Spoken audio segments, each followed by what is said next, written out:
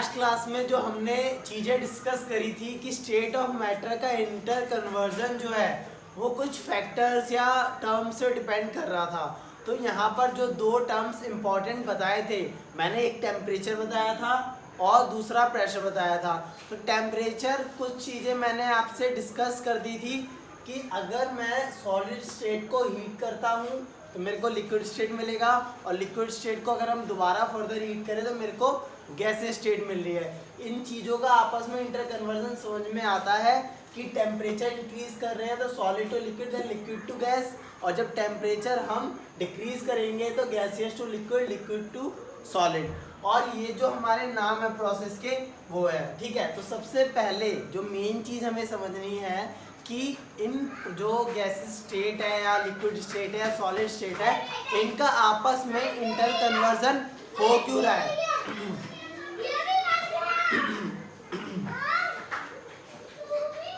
इसके पीछे जो रीज़न है वो क्या है कि ये आपस में जो स्टेट है वो आपस में कन्वर्ट क्यों कर रही है, ठीक। तो उसको समझने के लिए हम इस तरीके से समझे। हमने एक टर्म पढ़ा था कि काइनेटिक एनर्जी।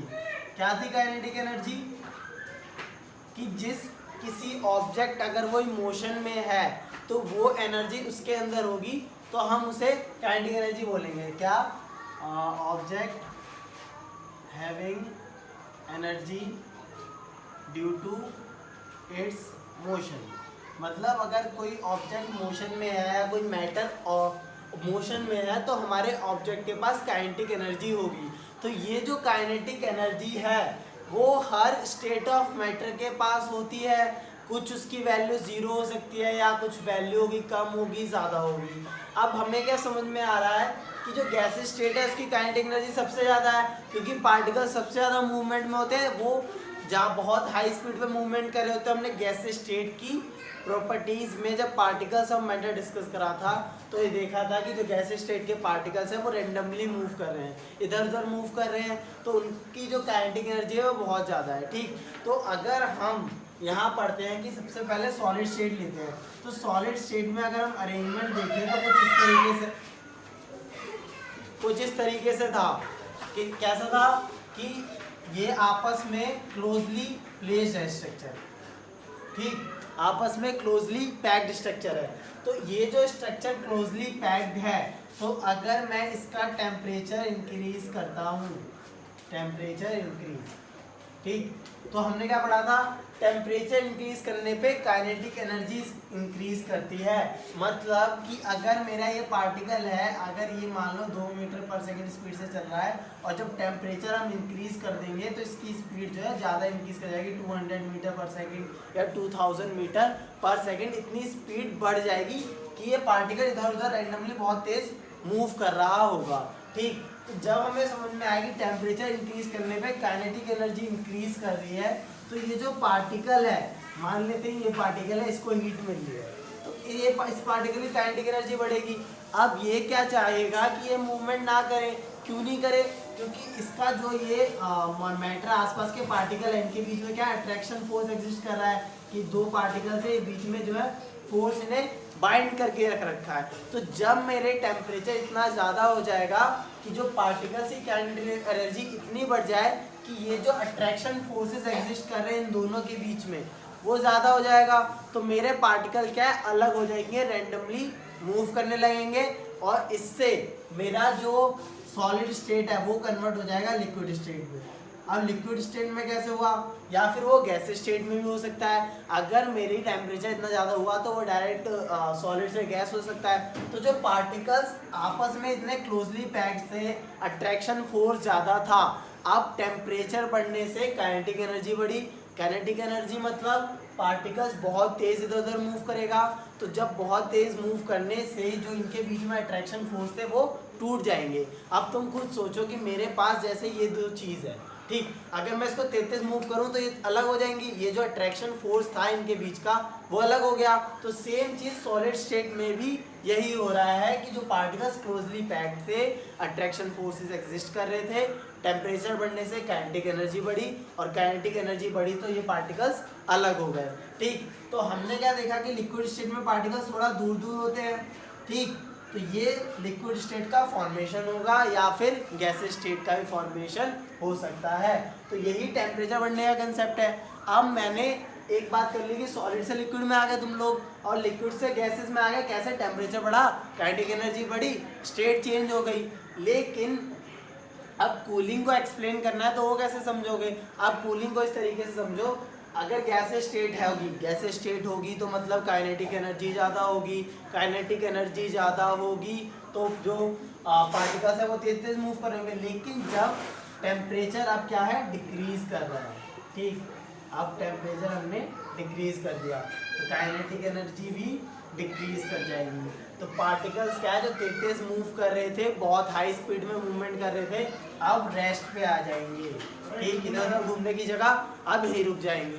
तो ये आपस में क्लोजली पैक्ड हो जाएंगे, उसके बाद ये सॉलिड स्टेट में भी कन्वर्ट हो जाएंगे और टेम्परेचर हमने कम कर दिया, मूवमेंट बिल्कुल रुक जाएगा और मेरा जो इंटर कन्वर्जन ऑफ स्टेट है solid to liquid, liquid to gas, temperature बढ़ाने पे, gases to liquid, liquid to solid, temperature कम करने पे, ठीक। अब ये जो प्रोसेस हो रही है इसका हमने कुछ नाम दिया, जो ये डायग्राम है हमारी एनसीईआरटी के अंदर, ठीक, ये डायग्राम है कि अगर मैं सॉलिड से लिक्विड में जाऊँ तो फ्यूजन है, लिक्विड से सॉलिड जाऊँ तो सॉलिडिफिकेशन है, सॉलिडिफिकेशन मतलब सॉलिड का फॉर्मेशन हो रहा है, सब्लिमेशन जो टर्म था हम पहले ही पढ़ चुके हैं, फ्यूजन भी हम पहले ही पढ़ चुके हैं, लिक्विड से गैस में गया तो कंडेंसेशन, गैस से लिक्विड कंडेंसेशन और लिक्विड से गैस वेपराइजेशन, ठीक। तो ये जो डायग्राम है एनसीईआरटी में भी दे रखा हो, ये तो तुम्हें, अगर तुमने टर्म्स जो मैंने एक्सप्लेन करे थे लास्ट लेक्चर में अगर नहीं समझ में आ रहा है यहाँ से तो वापस दोबारा उस वीडियो पे जाओ और देखो कि मैंने कैसे ये टर्म्स एक्सप्लेन करे हैं, अपने आप जो इनके मीन्स है वो समझ में आ जाएंगे कि लिक्विड से गैस में जा रहा है तो वेपराइजेशन वेपर की फॉर्म में हो रहा है, ठीक। अब देखो मैंने यहाँ पर एक टेम्परेचर टर्म की बात करी, तो कई बार बच्चों को कन्फ्यूजन होता है कि हम टेम्परेचर केल्विन में लेते हैं, कई बार डिग्री सेल्सियस में लेते हैं। अगर हम टेम्परेचर की यूनिट देखें तो एक हमें डिग्री सेल्सियस लेते हैं, जो हम यूज़ करते हैं कि रूम टेम्परेचर 25 डिग्री सेल्सियस है और हीट बढ़ जाती है 40 डिग्री सेल्सियस हो जाता है, ठीक। और दूसरा टर्म है केल्विन और एक और है फ़ारेनहाइट, ठीक। तो हमारे पास 3 स्केल होते हैं टेम्परेचर नापने के, तो ये 3 स्केल्स अगर हमें अच्छे से पढ़ने हैं इनका इंटरनल कन्वर्जन आना चाहिए। क्यों आना चाहिए? क्योंकि क्वेश्चंस में कभी एक यूनिट का नहीं होता और अगर हमें टेम्परेचर का पता नहीं होता तो फिर हम पता नहीं लगा पाते क्या स्टेट होगी मैटर की। तो इसीलिए हम जो टेम्परेचर की यूनिट्स हैं उनका इंटर कन्वर्जन या मेजरिंग का। हाँ, तो मैंने आपसे बात करी टेम्परेचर की, तो कई क्वेश्चंस में ऐसा होता है कि हमें टेम्परेचर की अलग अलग यूनिट्स में सॉल्व क्वेश्चन दे रखे होते हैं और हमें जो डेली लाइफ में हमने यूज़ करा है डिग्री सेल्सियस तो उसी का यूज़ करते हैं, तो हमें पता नहीं चल पाता कि ये यूनिट केल्विन में है तो एक्चुअल में टेम्परेचर बहुत ज़्यादा है या कम है। अब इसको इस तरीके समझते हैं कि हमारे पास 3 वो है, डिग्री सेल्सियस है, केल्विन है और डिग्री फ़ारेनहाइट है, ठीक। अब देखो ये जो 3 यूनिट्स हैं इनका इंटर कन्वर्जन हमें आना चाहिए, क्योंकि देखो डिग्री सेल्सियस से हम फैमिलियर हैं कि रूम टेम्परेचर 25 डिग्री सेल्सियस होता है, अगर ज़्यादा बहुत हीट बढ़ जाती है तो 40-45 डिग्री सेल्सियस टेम्परेचर हो जाता है हमारे एनवायरनमेंट का समर सीजन में, ठीक। तो डिग्री सेल्सियस का केल्विन में कन्वर्जन और डिग्री फ़ारेनहाइट का ये सब हमें पता होना चाहिए, क्योंकि बुखार का हम नापते तो 101-103 डिग्री का बुखार हम बहुत ज़्यादा सोचते हैं, ठीक। तो 103 डिग्री जो हमारा नापता है थर्मोमीटर वो डिग्री फ़ारेनहाइट में होता है एक्चुअली, डिग्री सेल्सियस में नहीं होता, क्योंकि 100 डिग्री सेल्सियस में हमें क्या पता है कि वाटर बॉयल कर जाता है, तो हमारी बॉडी का इतना टेम्परेचर तो हो नहीं सकता, ठीक। तो ये जो टेम्परेचर है इनका इंटर कन्वर्जन देखते हैं। तो डिग्री सेल्सियस हमारे पास कोई यूनिट है और उसे केल्विन में करना है, तो हमें डिग्री सेल्सियस का जो वैल्यू है उसमें 273.15 केल्विन ऐड। अब देखो कि डिग्री सेल्सियस की जो भी वैल्यू हो उसमें 273.15 केल्विन तुम्हें ऐड कर देना है। कैसे? अगर मैंने बोला कन्वर्ट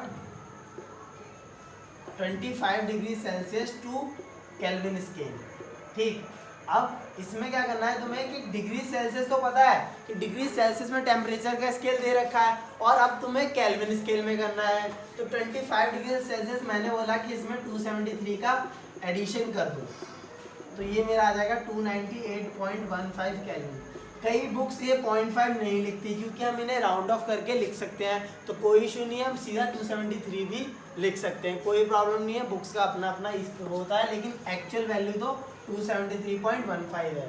ठीक, ओके। 25 डिग्री सेल्सियस को केल्विन में कर लिया। अब मेरे को किसी ने बोला कि केल्विन में टेम्परेचर दिया है, डिग्री सेल्सियस में कर दो, तो जब मैं यहाँ प्लस कर रहा हूँ मैं उसे माइनस में कर दूंगा, नेगेटिव कर दूंगा 273 को। तो इसको कैसे करेंगे, अगर क्वेश्चन में आ जाए convert 300 kelvin two degree Celsius, ठीक, तो जो 3 डिग्री केल्विन का है उसमें से 273 क्या करना है, माइनस कर देना है, तो जो वैल्यू आएगी वो मेरा डिग्री सेल्सियस होगा, 27 डिग्री सेल्सियस। ठीक, तो ये वैल्यू होगी। तो डिग्री सेल्सियस और डिग्री केल्विन का बहुत आसान है कि हम डिग्री सेल्सियस से केल्विन में जा सकते हैं और केल्विन से डिग्री सेल्सियस में आ सकते हैं। और जो एक और यूनिट की मैंने बात करी वो क्या था, फ़ारेनहाइट का। तो फ़ारेनहाइट का फॉर्मूला थोड़ा सा कॉम्प्लेक्स है पर उतना भी हार्ड नहीं है, हमें पहले ही पढ़ा देते, लेकिन मैं दोबारा इसलिए रिवाइज करा रहा हूँ ताकि आपको समझने में आसानी हो और क्वेश्चंस जो अब एक्चुअल में आएंगे वो पता हो। ठीक, तो डिग्री फ़ारेनहाइट का रिलेशन ये होता है। ठीक, तो ये डिग्री सेल्सियस है, अब ये रिलेशन है डिग्री फ़ारेनहाइट और इसका। अब देखो कोई भी हमारे पास डिग्री सेल्सियस की वैल्यू हो, हम उसे सॉल्व करके आंसर निकाल लेंगे। ठीक, हाँ, तो हमारे पास ये क्वेश्चन है कि हमें डिग्री सेल्सियस को फ़ारेनहाइट स्केल में चेंज करना है। तो जो फॉर्मूला था वो क्या था कि डिग्री फ़ारेनहाइट का जो भी आएगा हमारे पास टर्म वो है 95 डिग्री सेल्सियस की जो भी वैल्यू है प्लस 32। ठीक, तो यहाँ पर 9/5 इंटू 70 प्लस 32। ठीक, ये फॉर्मूला हो गया। अब इसको हम सॉल्व करें तो ये हमारे पास कितना हो जाएगा, 5 से 14 और 49 से हमारे पास 126 प्लस 32, तो ये हमारे पास वैल्यू आ गई 158 डिग्री फ़ारेनहाइट। ठीक, तो देखो 70 डिग्री सेल्सियस टेम्परेचर था और फ़ारेनहाइट के स्केल में बहुत ज़्यादा वैल्यू आ रही है। ठीक, तो यही हमारा जो नापने का तरीका है स्केल। वैसे तो ये फॉर्मूले पहले बनाए हैं, अलग अलग इनके वो है क्राइटेरिया कि फ़ारेनहाइट स्केल का मतलब क्या है, डिग्री सेल्सियस का मतलब क्या है और केल्विन का मतलब क्या है। ठीक, तो ये स्केलिंग ऑफ टेम्परेचर समझ में आ गया, इफेक्ट ऑफ टेम्परेचर समझ में आ गया। तो जो सेकेंड टर्म था हमारे पास जो स्टेट की कन्वर्ट करने का बता रहा है वो क्या था, इफेक्ट ऑफ प्रेशर। तो इफेक्ट ऑफ प्रेशर देखते हैं। मतलब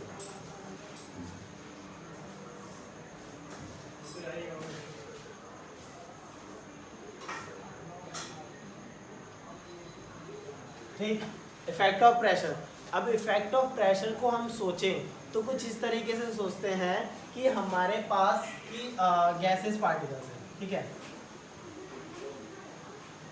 अब प्रेशर का मतलब क्या कि कोई चीज़ हम प्रेस कर रहे हैं, ठीक, दबा के उसे पास ला रहे हैं या उसका साइज कम कर रहे हैं। अगर एक बैलून लें और उसको कम करें तो हम उसका क्या करें, प्रेशर इंक्रीज कर रहे हैं। ठीक, अब या तो वो और इधर दूसरी जगह एक्सपेंड करेगा या फिर उसके पार्टिकल्स बहुत पास आएंगे या वो एक्सप्लोड कर जाएगा, ये सारी चीज़ें होती हैं। तो वही चीज़ यहाँ पर होगी कि अगर मैं एक गैसियस स्टेट पे पार्टिकल्स को पास लाऊं तो वो क्या होंगे, कन्वर्ट हो जाएंगे लिक्विड स्टेट में। समझ में आ रही है बात किस तरीके से कि मैंने जो 3 स्टेट के डायग्राम बनाए थे पिछले लेक्चर्स में, तो वही कुछ ऐसा ही समझ में आ रहा है कि देखो पार्टिकल यहाँ रैंडमली मूव कर रहे हैं इधर उधर, ठीक, कोई डायरेक्शन नहीं है। अब मैंने जब प्रेशर लगाया तो पार्टिकल्स पास आएंगे, कुछ उनके बीच में अट्रैक्शन फोर्स आ रहा है, किसकी वजह से आ रहा है, प्रेशर को इंक्रीज करने की वजह से। ठीक, जब ये पार्टिकल्स पास आएंगे तो ये इनकी स्टेट चेंज हो सकती है, लिक्विड में हो जाएंगे, और अगर टेम्परेचर कम हुआ तो ये सॉलिड में भी कन्वर्ट हो सकते हैं। ठीक, इसको एक और तरीके से समझते हैं कि हमारे पास जैसे एक पिस्टन होता है, पिस्टन का वर्ड मतलब क्या होता है वो भी देखते हैं। ठीक,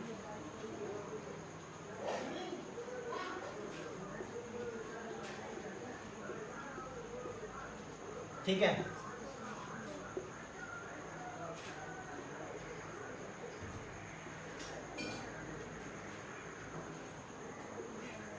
अब देखो हमारे पास ये एक पिस्टन है। पिस्टन का मतलब क्या कि क्लोज बाउंड्री होगी, जो आसपास की चीज़ें उनसे अलग होगा, उनसे कोई इफेक्ट नहीं पड़ेगा।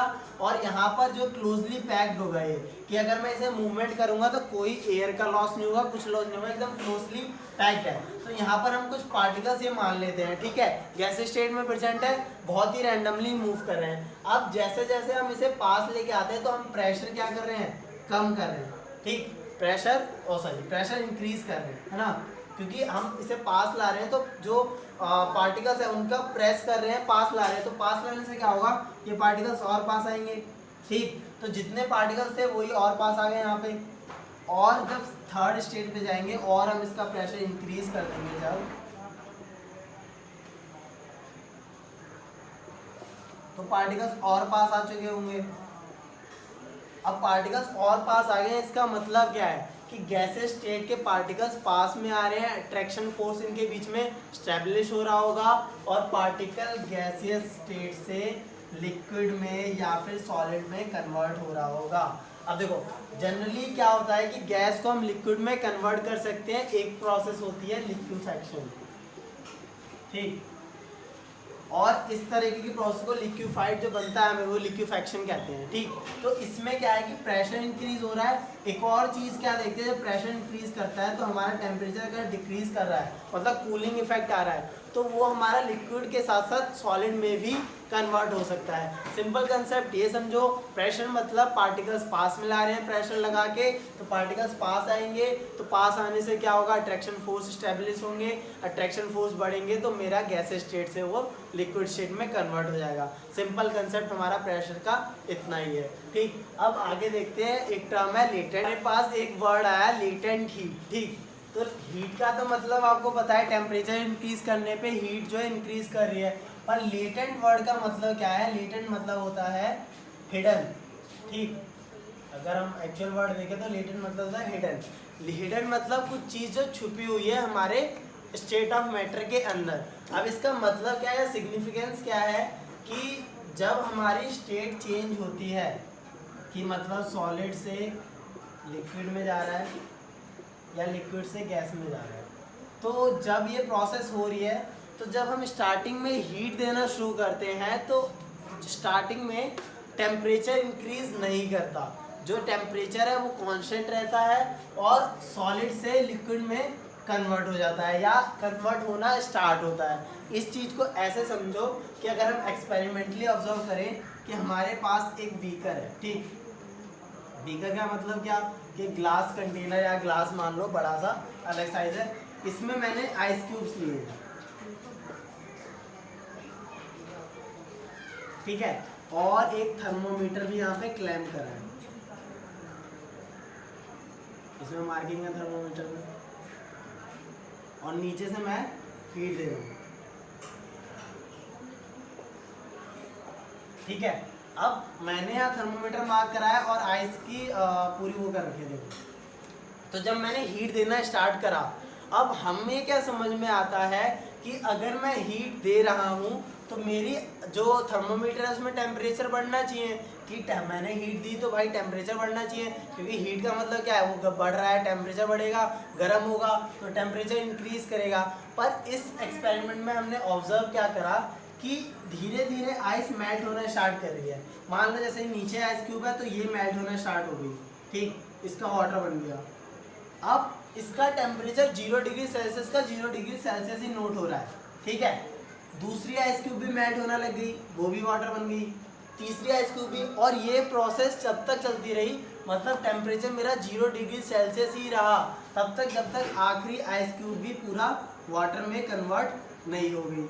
तो इस प्रोसेस में हो क्या रहा है कि आइस क्यूब कन्वर्ट हो रही है और जो हीट है मेरी वो कंज्यूम हो रही है आइस को वाटर स्टेट में कन्वर्ट करने में। तो टेम्परेचर मेरा एक्चुअल में इंक्रीज ही नहीं हुआ, हीट मेरी कंज्यूम हो गई किसमें, इस आइस क्यूब्स को लिक्विड स्टेट में कन्वर्ट करने में। अब हमें क्या समझ में आता है कि भाई अगर मैं हीट दे रहा हूँ तो टेम्परेचर इंक्रीज करना चाहिए, तो इसकी जो हीट एनर्जी थी वो कहाँ चली गई, तो उसी लेटेंट हीट, उसी को हम लेटेंट हीट कहते हैं, मतलब छुपी हुई हीट जो हमने यहाँ पर दी, कि जो कंज्यूम हो गई मेरे सॉलिड आइस क्यूब्स को वाटर में कन्वर्ट करने में, और मेरा जो टेम्परेचर थर्मोमीटर में मार्क था वो 0 का 0 ही रहा। अब क्योंकि यहाँ पे सॉलिड कन्वर्ट हो रहा है लिक्विड के अंदर, मतलब आइस जो कन्वर्ट हो रही है वाटर में, ठीक, तो हमें पता था सॉलिड से लिक्विड वाली प्रोसेस को हम फ्यूज़न कहते हैं, तो इसी को नाम दिया गया लेटेंट हीट ऑफ फ्यूज़न। ठीक, अगर डेफिनेशन सोचे तो किस तरीके से, the process of conversion of solid state to liquid state without any increase in temperature. ठीक, और टेम्परेचर में इंक्रीज क्यों नहीं आ रहा, क्योंकि वो सॉलिड स्टेट से लिक्विड स्टेट आने में क्या है, कंज्यूम हो रही है हमारी एनर्जी, और वो लेटेंट हीट है कि इतनी एनर्जी तो देनी ही होगी मुझे सॉलिड से लिक्विड करने में, और टेम्परेचर में कोई इंक्रीज नहीं आ रहा। ठीक, तो ये मेरा लेटेंट हीट ऑफ फ्यूज़न था, है ना।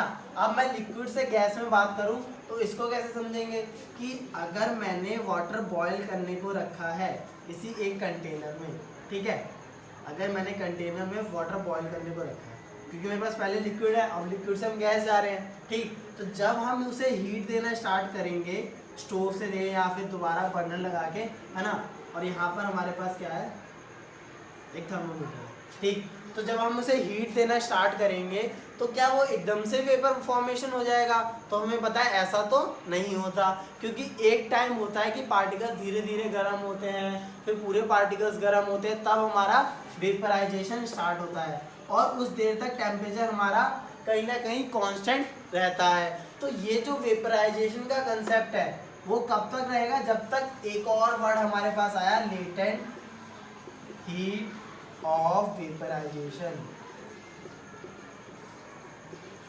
ठीक, कि जब तक पार्टिकल्स में इतनी एनर्जी नहीं है कि वो वेपर्स में कन्वर्ट हो जाए, उनका टेम्परेचर ऐसे ही रह रहा है, और वो कंज्यूम किस में हो रहा है कि लिक्विड स्टेट गैसेस में कन्वर्ट करने की कोशिश कर रहे हैं। ठीक, तो लेटेंट हीट ऑफ वेपराइजेशन का मतलब कि जितना टाइम या जितनी एनर्जी मेरे लिक्विड स्टेट ने ली है जब तक कि वेपर्स बनना स्टार्ट नहीं होते, ठीक, वो मेरा है लेटेंट हीट ऑफ वेपराइजेशन। तो ये जो दोनों हीट है वो हिडन होती है, हमें शो नहीं होती है ना, लेकिन हम एक्सपेरिमेंटली ऑब्जर्व करके पता लगा सकते हैं। ठीक, तो ये जो लेक्चर था वो यहीं तक था कि लेटेंट हीट ऑफ फ्यूजन और वेपराइजेशन। नेक्स्ट लेक्चर में हम इवेपोरेशन कंसेप्ट देखेंगे और उसकी जो कूलिंग इफेक्ट और जो दो इम्पॉर्टेंट स्टेट ऑफ मैटर है उनके बारे में डिस्कस करते रहेंगे। ठीक, तो अभी के लिए इतना ही, थैंक यू। कुछ ना कुछ सिखा दूँगा।